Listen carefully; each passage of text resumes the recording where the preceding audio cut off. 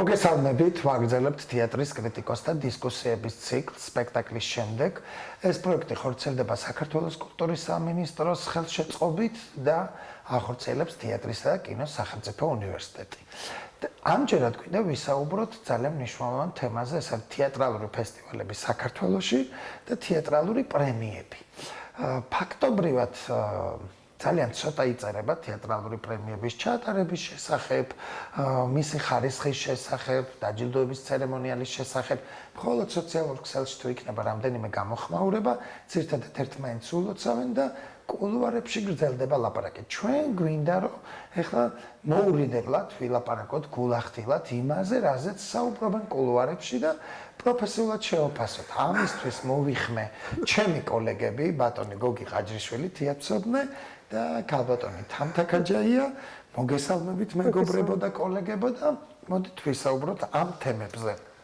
თან ვფიქრობ რომ აქტუალურია ეს თემა, იმიტომ რომ სულ ახლახან კულტურის სამინისტრომ გამოაცხადა კონკურსი სათეატრო ფესტივალების შესახებ, რომელიც ეძღვნება თეატრალურ ფესტივალებს ეს კონკურსი და ერთის მხრივ კონკურსი ნიშნავს რაღაცა განგაშის ზარს იმ თვალსაზრისით, რომ ეს უპრაგონოთ თეატრალური ტერმინი რომ ვიხმარო და გამოვიყენო მაპატიოს მაყურებელმა ამ სიტყვის გამოყენებისთვის ყოველგვარი შემოწმების გარეშე, აი ვისაც ყოველთვის აპრიორი გარანტირებული ქონდა რომ აი მე ვატარებ ყოველწლიურად ფესტივალს, აღარ იყოს ესეთი მიდგომა და ვინც ვერ ატარებს კარგად ფესტივალს, გაიაროს კონკურსი და უნდა დააკმაყოფილოს რაღაცა გარკვეული კრიტერიუმები და ეს კრიტერიუმები შეიმუშავა კულტურის სამინისტრომ, გამოაქვეყნა და მე მგონია რომ გარდა ამ ისტორიული ცნობილი ფესტივალებისა, ახლებსაც, ვისაც აქვს ინიციატივა, გაუჩნდება შანსი,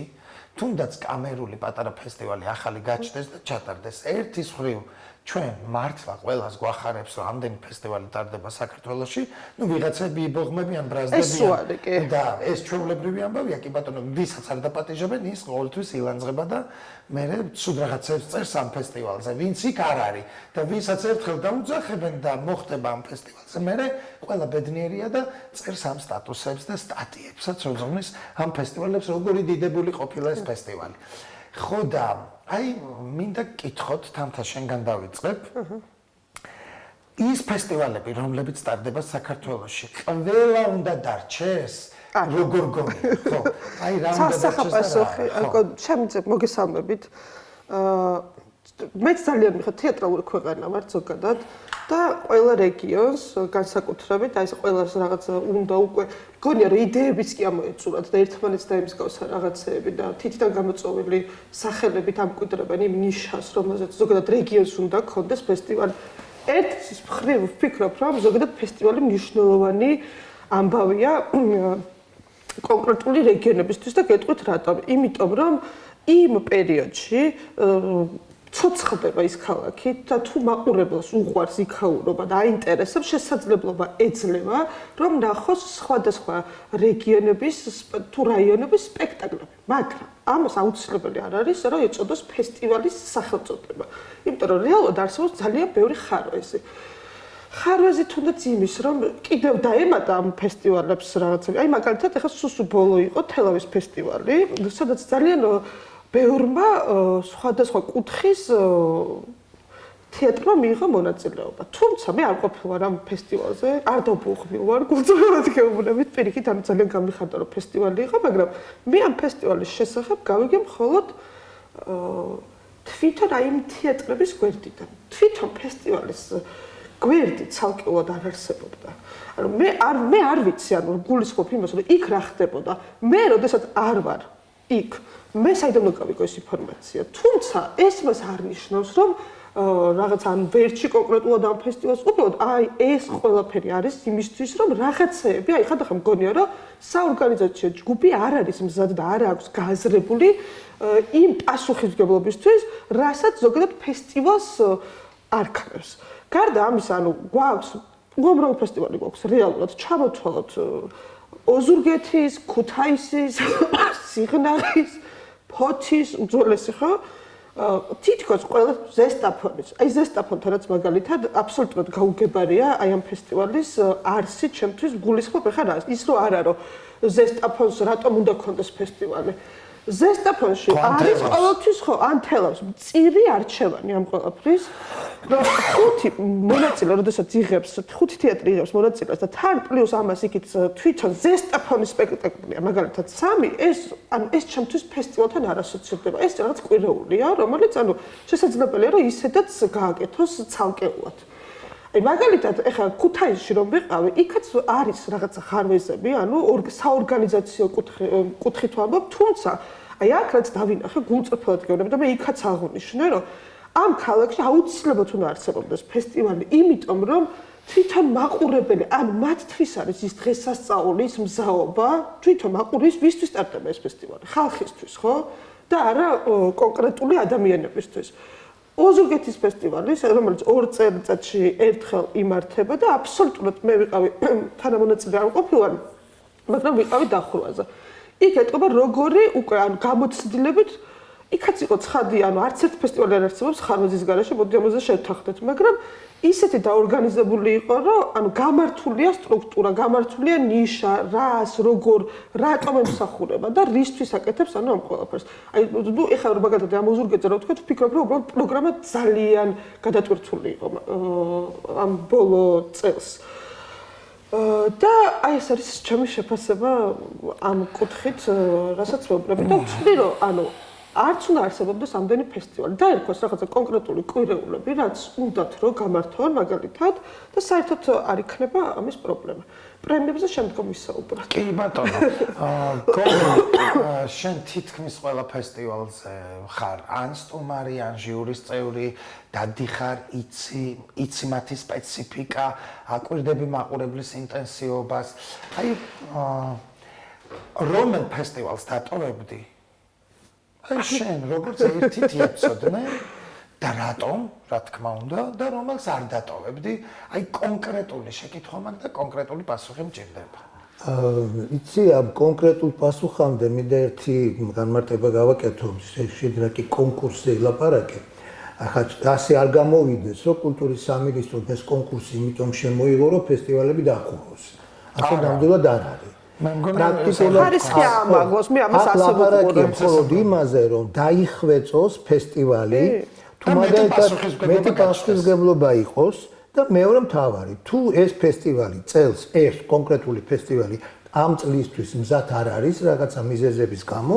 მან დაახვეწოს თავისი პროექტი ანუ თავისი გეგმა და მომავალ წელს შეიძლება ჩაატაროს ამიტომ ეს არის ეტაპი, ეს გამოცხადებული კონკურსი არის ეტაპი იმისათვის, რომ გაჯანსაღდეს საფესტივალო გარემოც, გაჯანსაღდეს დამოკიდებულება ფესტივალის მიმართ და ყველა ის ხარვეზი, რაზეც თამთა მილაპარაკა, ამოფხრილი იყოს თავიდანვე და არ მოხდეს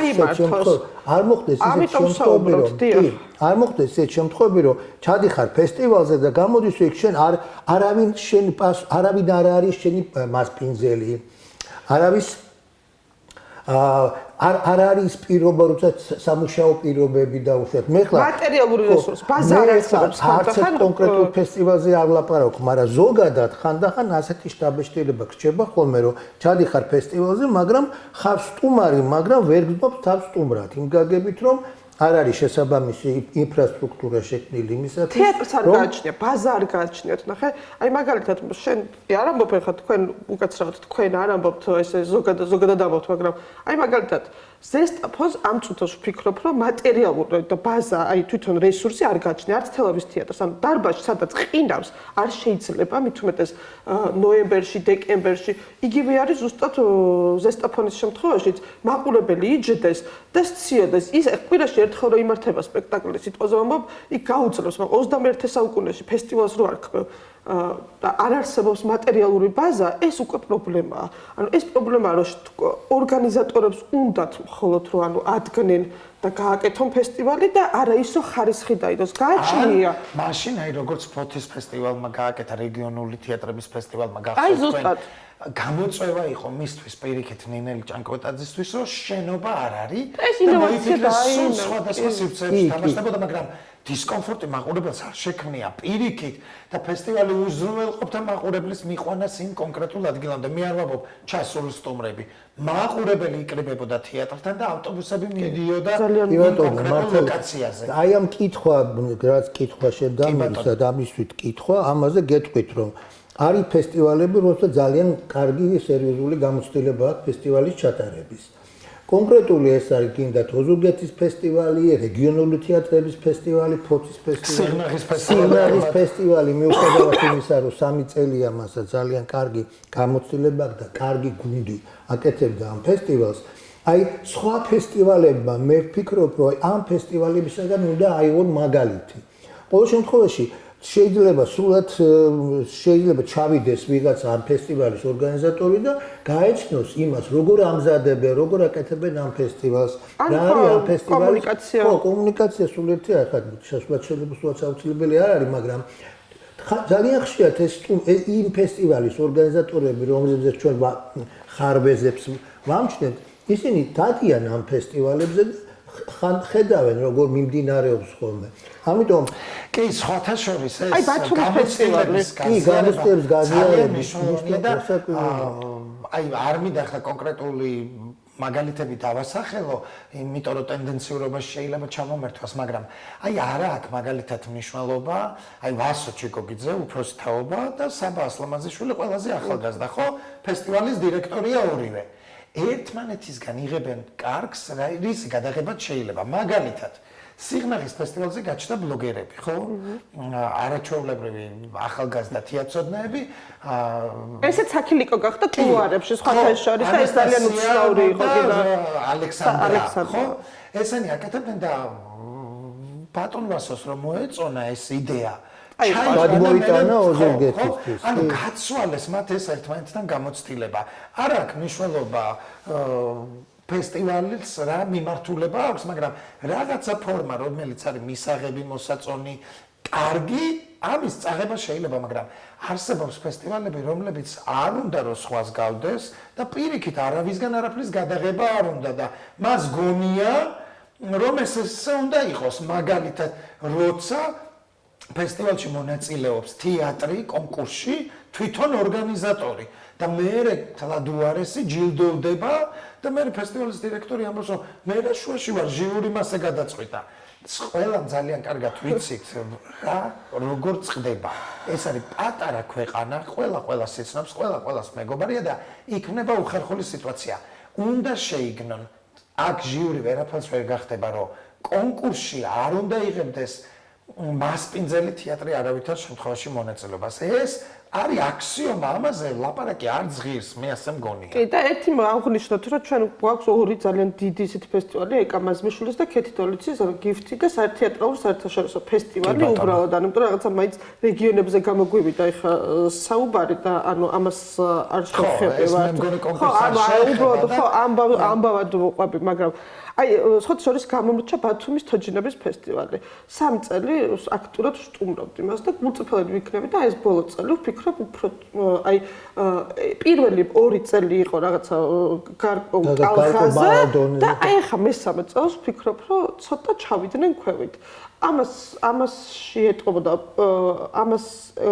ეს გამოიხატებოდა კონკრეტულად თუნდაც მაყურებელთან ერთ პატარა სივრცეში ვფიქრობ, ანუ უნდა ივსებოდეს დარბაზი. მიუხედავად იმისა, რომ კი იყო ინტერესი, მაგრამ აი ეს სიცოცხლე, ის ენერგია პირველი მეორე წელი იყო, რომელიც თვითონ მახსოვს შარშან იყო ზუსტად ქალაქიზე იმობდა ფესტივალს. ზუსტად ის, რაც არის დანიშნულება და წელს რაღაც ეს დამაკავდა.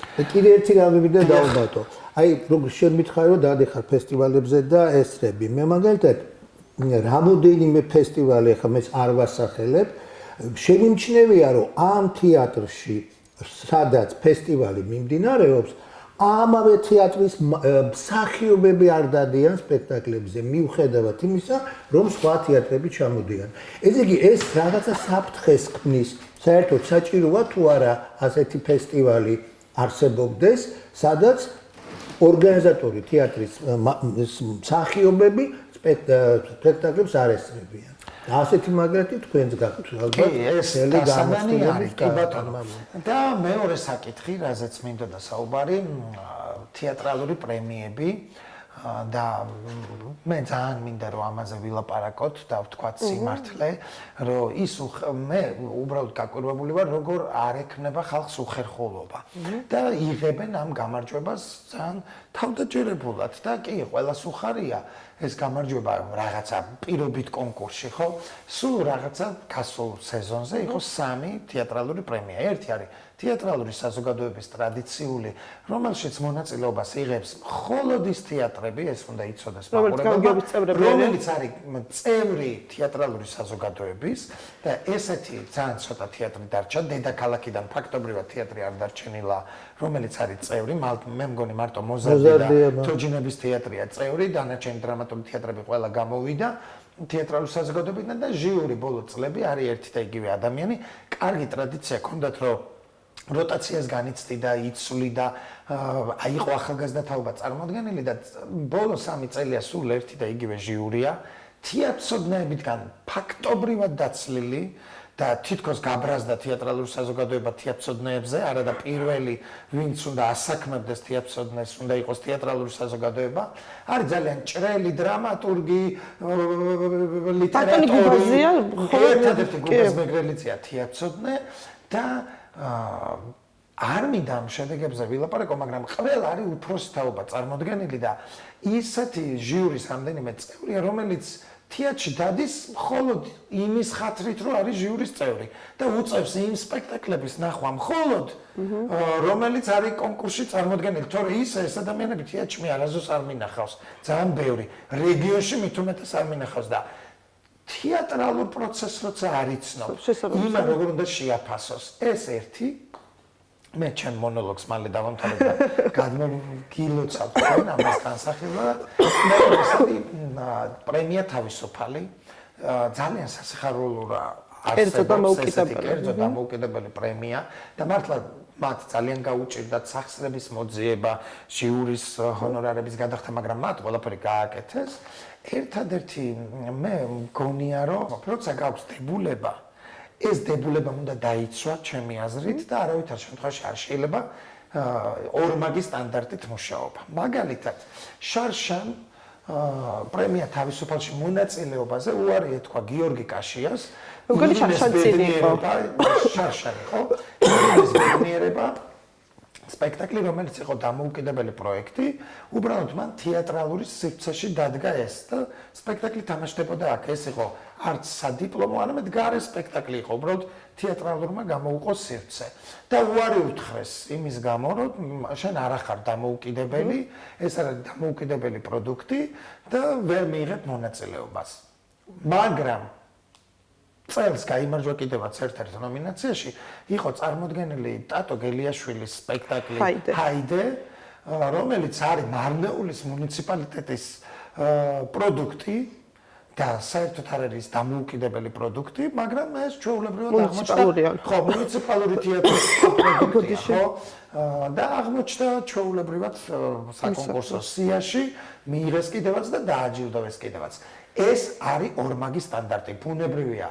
არაფერს არ ვერჩი ღმერთი ხატებჯული, არც ტატო გელიაშვილს, არც გიორგი კაშიას, უბრალოდ მე მიუმართავ ამ შემთხვევაში მხოლოდ პრემიის ორგანიზატორებს, რომ ეს ორმაგი სტანდარტი არ შეიძლება.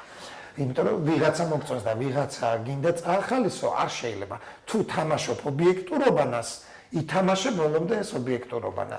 და დავიჯერებ თუ არა, ეგ უკვე ჩემს საქმეა. მაგრამ აი მაგალითად ბოდიში ეს არის წინადლის პრემია.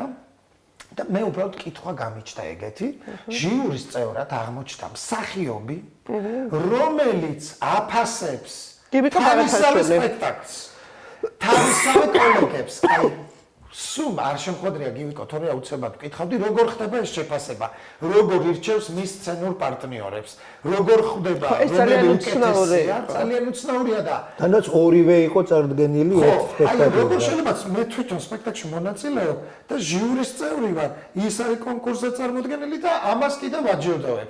ასეთი არაფერია და იმარჯვებს კიდე. აი თეატრალური პრემიების სცენი დადებითი და უარყოფითი მხარეებზე რომ ვილაპარაკოთ. ისევ თამთას დაუთმობ. აი დავიწყებ ზუსტად სახელმწიფო თეატრებიდანაც და გადავალ კერძო დამოუკიდებელ პრემიებზეც. ზუსტად იგივე ამბავია. იგივე მოხდა პირდაპირ ვამბობ ზესტაფონის თეატრშიც, როდესაც სამხატვრო ხელმძღვანელი სპექტაკლმა მიიღო გრან-პრი. ახლა მოხდა უფრო გამიკვირდა, როდესაც ეს დამოუკიდებელი პრემია მიხვდა და თან ამდენი წლის რომელიც ასე არსებობს, ახლა ზესტაფონმა მაგალითად ახლა დაიწყო და შეიძლება რაღაცა ხარვეზები ქონდეს, ოღონდ არ ვამართლებ. მე უბრალოდ ფაქტებს ვამბობ. ჩემთვის აი როდესაც იყო გამარჯვებული ორივე მსახიობი, გივიკო ბარათაშვილიც და ანასტასია ჭანტურაიაც თამაშობენ სამეფო უბნის თეატრში ზაფხულის ღამის სიზმარი. ვერაფრით, აი გულწრფელად გეუბნებით ამ მოვლენას, ხან ყველა კუთხიდან შევეცადე რომ შემეხადა და ვერ ამოვხსენი, თუ გაგვაგებინებენ, თუ ძალიან კარგი იქნება, იმიტომ რომ როგორ შეიძლება ორივე მსახიობი იდგეს სცენაზე და მე ჩემს კოლეგას ვაფასებდე გვერდიდან. ეს ერთი, მეორე რაღაცა არაკოლეგიალური მგონია ეს ყველაფერი, უფრო და ძალიან სუბიექტური. რაღაცა ვერ ვიგებ საერთოდ ამ ჯილდოს შინაარს, როდესაც შენი კოლეგა მეგობარი გაჯილდოვებს, ხო?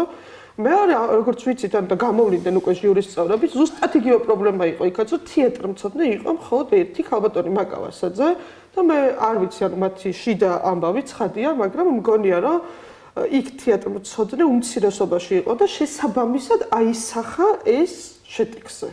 ზუსტად იგივე მინდა თქვა, ძალიან მიხარია მე პრემია დამოუკიდებელი რომ არსებობს, მაგრამ აი ეს თავისუფალი უკაცრავად და მართლა ყოჩაღად ამ გოგოებმა, ორგანიზატორებმა მოახერხეს ბევრი დაბრკოლების გადალახვა, თუმცა აქაც არის ხარვეზი ზუსტად ის, რაზეც ჩვენ ვისაუბრეთ, ანუ კაშია და გელიაშვილის ამბავი, რის მიხედვით მოხდა ამის დეფინიცირება სუბიექტური მიზეზების გამო თუ რაღაცა ობიექტური მიზეზების გამო, ესე, ანუ რა გამოდის, აი დებულება, რომელიც იწერება და ჩემს თავს ეწინააღმდეგები, რისთვის იწერება ეს დებულება. მე მგონია, რომ ზუსტად აი ეს კონკურსი რო გადავხედე, რომელიც გამოცხადდა ახლა სამინისტროს მიერ, კაცრად არის კონკრეტულად განსაზღვრული კრიტერიუმები, ჩარჩოები, მიზნები, ამოცანები, რომლებიც უნდა ემორჩილებოდეს და ამის შემდეგ უკვე მონიტორინგიც უნდა არსებობდეს.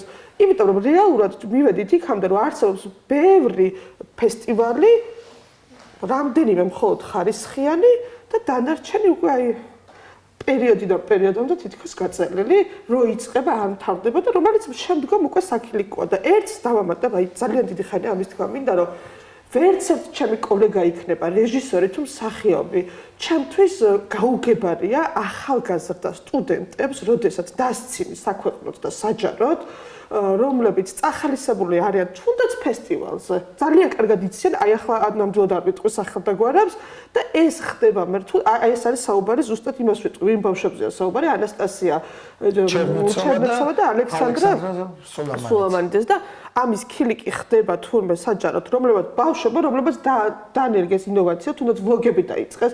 ანუ ისეთი უკუ რეაქცია მოყვა, რომ აი რაზე უნდა ვისაუბროთ, ხვდები? ეს ფესტივალები რეალურად ჩვენს ქართულ საზოგადოებაში შეჯიბრი უფრო გახდა და დაბოღმის საშუალება გარეპირებისთვის და არა ის რაღაცა შეფასება თუნდაც როგორც ჩვენ ახლავს ხედავთ და ვსაუბრობთ. შეიძლება ჩვენთვის არ არის ყველაფერი მოსაწვევი, მაგრამ ღიად ვსაუბრობთ, ხო? ვსაუბრობთ იმიტომ რომ გამოსწორდეს რაღაცა და არა დავცილით ან ვიღაცას, რომ აი ეს რა სასაცილოა. ეს მიდგომებიც კიდე ცალკე საკითხია ამ ფესტივალთან დაკავშირებით, მაგრამ ეს ყველაზე უმნიშვნელოა თუ მე მკითხავ. კი ბატონო. ბატონ გოგი თქვენ როგორ შეგვიჯამეთ ახლა ეს ყველაფერი? მე ასეთ რამეს ვიტყოდი რომ მე ასეთ რამეს ვიტყოდი რომ ეს იგი რა არის პრემია და რას ემსახურება ეს პრემია.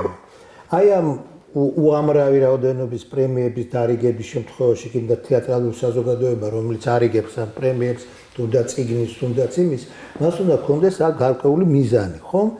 ეხლა აი თუ მაგალითად შევადარებთ სიგნალის ფესტივალს, სიგნალის ფესტივალში პრემია არსებობს იმისათვის, რომ წახალისებულმა რეჟისორმა ამ თანხის მეშვეობით დააკეთოს კიდევ სხვა ნამუშევარი.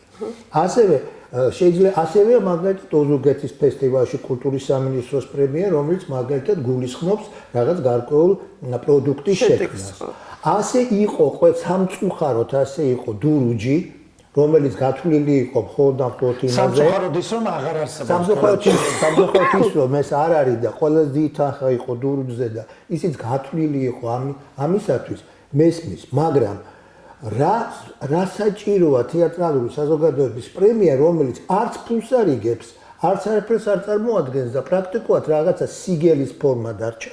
მესმის რომ ესენი ცდილობენ, დებულებაში უწერიათ რომ აუცილებელია ეს ფესტივალი ჩატარდეს, მაგრამ მაინც მიმაჩნია რომ ადრე კიდე ერთ ამბავს ვიტყვით, ძალიან ბევრ ჟივრიში ყოფილდა, ძალიან ბევრჯერ გამომითქვამს აზრი იმის თაობაზე, რომ თუ არც ერთი ნაწარმოები, არც ერთი სპექტაკლი არ იმსახურებს პრემიას, არ გავცეთ საერთოდ. ეს პრაქტიკა ჩვენთან არ არის. რაკი პრემია ის აუცილებლად გაიცეს. ეს ძალიან არასწორია.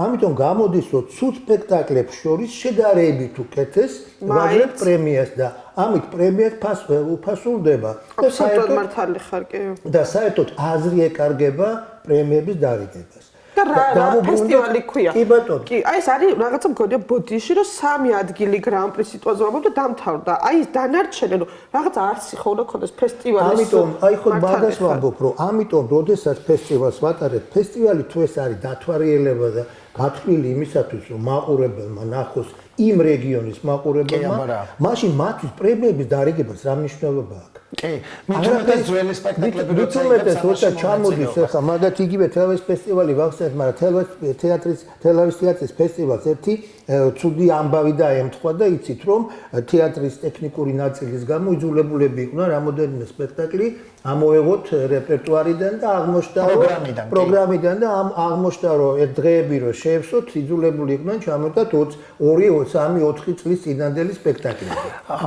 მაგრამ თელავის თეატრს კიდე ერთი პლუსი აქვს ამასთან შედარებით რომ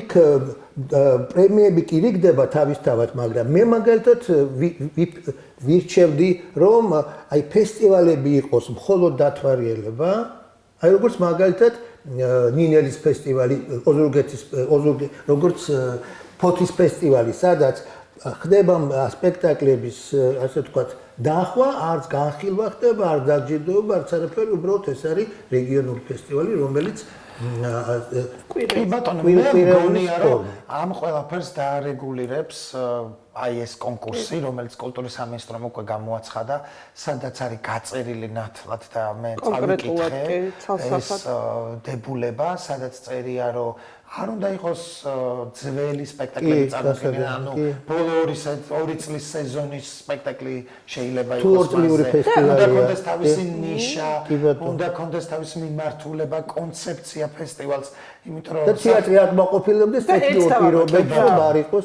ვისაც კი აქვს სურვილი, იდეა და განხორციელება შეუძლია ფესტივალის და ვინც ზმუის რომ აი ჩვენ არ გვეძლევა შესაძლებლობა, შეიტანონ და ნახავენ რომ აუცილებლად ეძლებათ ამ იდეაზე მე არ ვამბობ რომ დააფინანსებენ უბრალოდ არჩევანის საშუალება არის ნამდვილად. მე მგონია რომ რა ვიცი ვინც მიმართა ხო დაუფინანსებენ არავინ არ ყოფილა ნამდვილად. და ამიტომ დავიწყე ბეიბით რომ ესე იგი ეს არა ჩვენი ნათქვამი და ის კონკურსის გამოცხადება არ გაიგონ თეატრებმა როგორც რაღაცა გარკვეული ტერორი ან მაინც ისე გაიგებენ აუცილებლად. კარგი, ძალიან დიდი მადლობა. მადლობა თქვენ. ბლოგში მონაწილეობისთვის. მე მგონი საჭირო საკითხებზე ვილაპარაკეთ, შეიძლება ვიღაცა დაგვეთანხმოს და ვიღაცა არა. სულფასო მაყურებელო, შეგახსენებთ რომ საუბრობდით თეატრალურ ფესტივალებზე და თეატრალურ პრემიებზე. სტუმრები გახდათ გოგი ყაჯრიშვილი და თამთა კაჯაია თეატრცოდნები. მე ვარ ლაშ ჩხარტიშვილი, ასევე თეატრცოდნე. დროებით გემშვიდობებით მომავალ შეხვედრამდე.